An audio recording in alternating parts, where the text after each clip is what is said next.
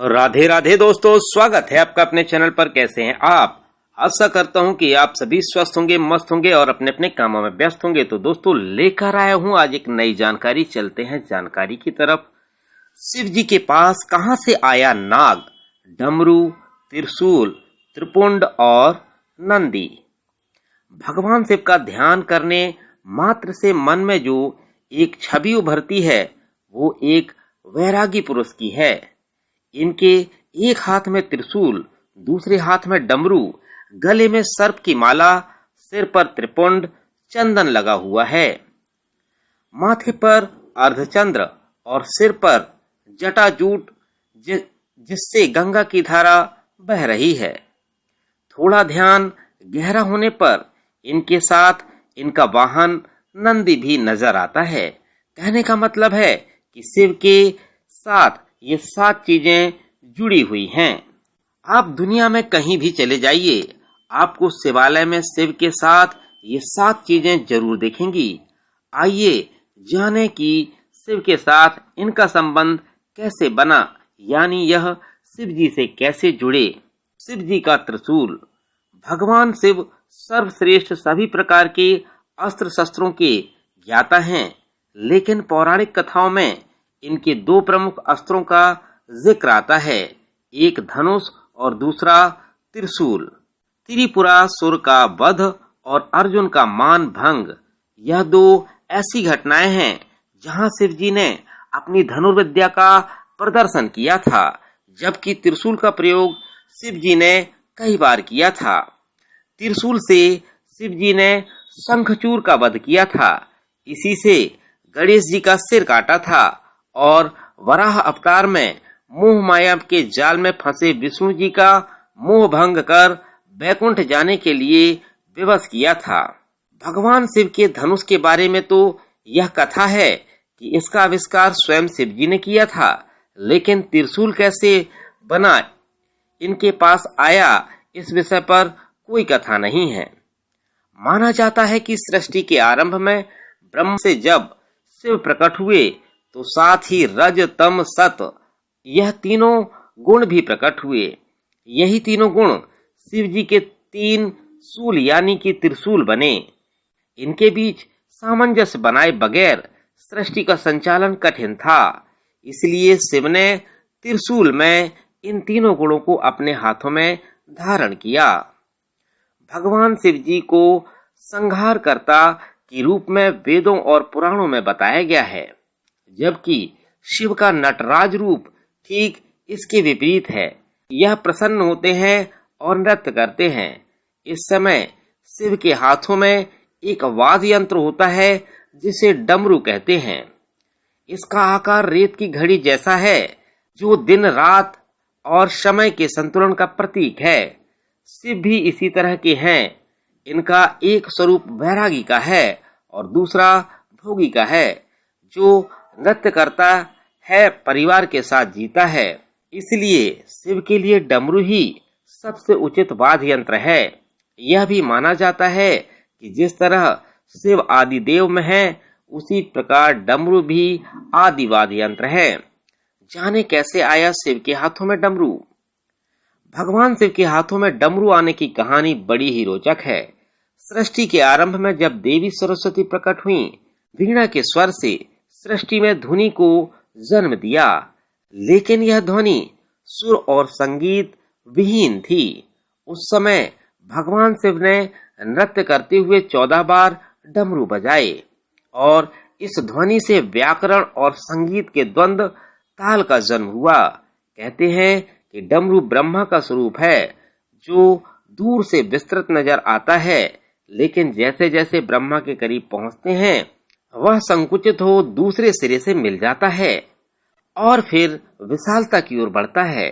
सृष्टि में संतुलन के लिए इसे भी भगवान शिव अपने साथ लेकर प्रकट हुए थे। शिव के गले में विषधर नाग कहां से आया? भगवान शिव के साथ हमेशा नाग होता है। इस नाग का नाम है वासुकी। इस नाग के बारे में पुराणों में बताया गया है कि नागों के राजा हैं और नागलोक पर इनका शासन है।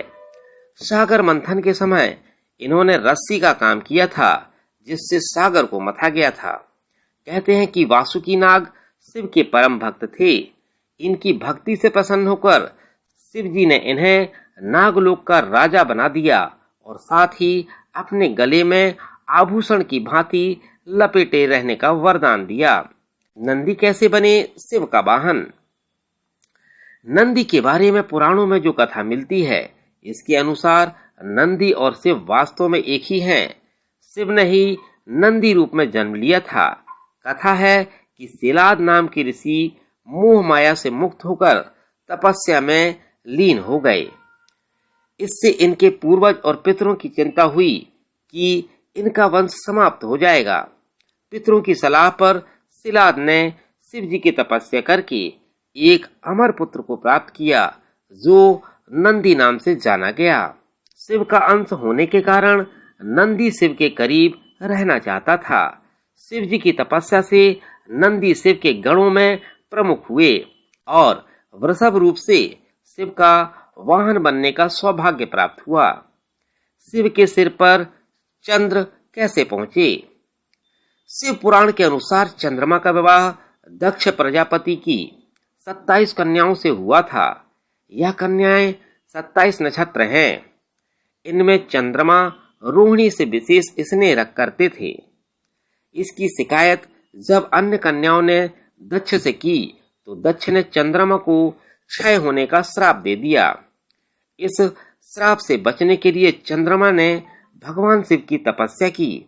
चंद्रमा की तपस्या से प्रसन्न होकर शिव जी ने चंद्रमा के प्राण बचाए और उन्हें अपने शीश पर स्थान दिया। जहाँ चंद्रमा ने तपस्या की थी वह स्थान सोमनाथ कहलाता है। मान्यता है कि दक्ष के श्राप से ही चंद्रमा घटता बढ़ता रहता है। शिव के माथे पर त्रिपुंड कहाँ से आया?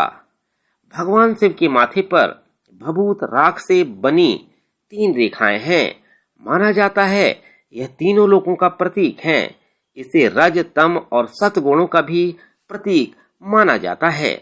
लेकिन शिव के माथे पर भभूत की यह 3 रेखाएं कैसे आईं? इसकी बड़ी रोचक कथा है। पुराणों के अनुसार दक्ष प्रजापति के यज्ञ कुंड में सती के आत्मदाह करने के बाद भगवान शिव उग्र रूप धारण कर लेते हैं और सती के देह को कंधे पर लेकर त्रिलोक में हाहाकार मचाने लगते हैं। अंत में विष्णु चक्र से सती के देह को खंडित कर देते हैं। इसके बाद भगवान शिव अपने माथे पर हवन कुंड की राख मलते हैं। इस तरह सती की याद को त्रिपुंड के रूप में माथे पर स्थान देते हैं। इस तरह शिव की जटा में समाई गंगा। भगवान शिव के माथे पर गंगा के विराजमान होने की घटना का संबंध राजा भगीरथ से माना जाता है। कथा है कि भगीरथ ने अपने पूर्वजों सगर के पुत्रों को मुक्ति दिलाने के लिए गंगा को स्वर्ग से पृथ्वी पर उतारा था। लेकिन इस कथा के पीछे कई कथाएं हैं जिनसे भगीरथ का प्रयास सफल हुआ। कथा है कि ब्रह्मा की पुत्री गंगा बड़ी मनमौजी थी। एक दिन दुर्वासा ऋषि जब नदी में स्नान करने आए तो हवा से उनका वस्त्र उड़ गया और तभी गंगा हंस पड़ी। क्रोधी दुर्वासा ने गंगा को श्राप दे दिया कि तुम धरती पर जाओगी और पापी तुम में अपना पाप धोएंगे। इस घटना के बाद भगीरथ का तप शुरू हुआ और भगवान शिव ने भगीरथ को वरदान देते हुए गंगा को स्वर्ग से धरती में आने के लिए कहा। लेकिन गंगा के वेग से पृथ्वी की रक्षा के लिए शिव जी ने उन्हें अपनी जटाओं में बांधना पड़ा। कथा यह भी है कि गंगा शिव के करीब रहना चाहती थी, इसलिए धरती पर उतरने से पहले प्रचंड रूप धारण कर लिया था। इस स्थिति को संभालने के लिए शिव जी ने गंगा को अपनी जटाओं पर स्थान दिया था। तो दोस्तों, कैसी लगी जानकारी? अगर जानकारी आपको पसंद आई हो तो कमेंट सेक्शन पर कमेंट जरूर करिएगा और बताइएगा कि आपको और कौन सी जानकारी चाहिए। तो दोस्तों, चलता हूँ, मिलता हूँ फिर अगले वीडियो पर। तब तक सभी को राधे राधे, जय जय श्री राम, बाय बाय दोस्तों, मिलता हूँ अगले वीडियो पर।